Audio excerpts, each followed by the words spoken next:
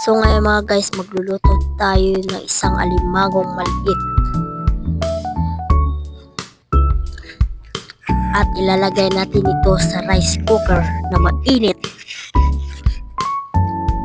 Ayan guys, kuha tayo ng asin.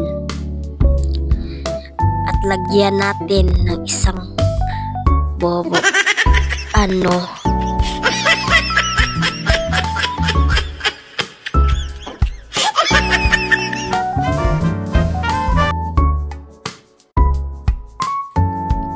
Guys, sige, marami pa tayo dito guys. Shoot the ball. At ito na guys, atin ang hugasan guys, dahil maraming asin ang ating nalagay kanina. Ito guys, nak guys, buhay pa siya guys.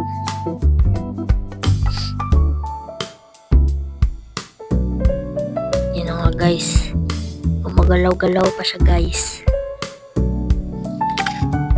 Ayan, guys, kukunin na natin itong alimango na maliit. Lagay natin siya sa semento.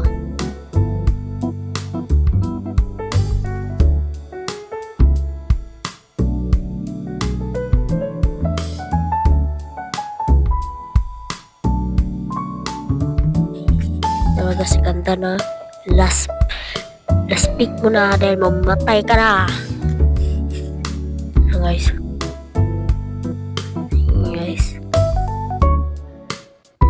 Tapos yan guys, ilalala natin sa buksan ng ating rice cooker at ilagay ang ating maliit na limango na may asin.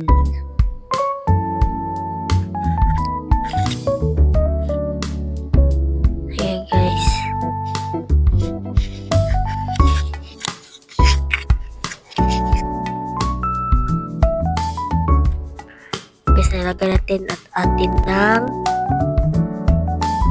lagyan ng takip.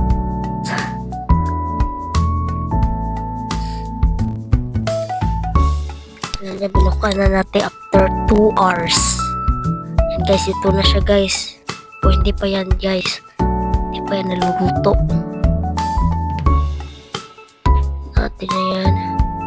Natin siya ilagay, pero luto na yan guys.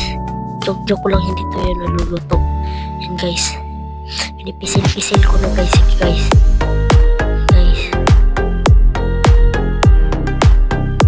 lagay natin siya sa plato. Lagay natin siya sa dyan. Tapos lagay ko na ng plato at kumuhat ato na ilagay ang alimango maliit.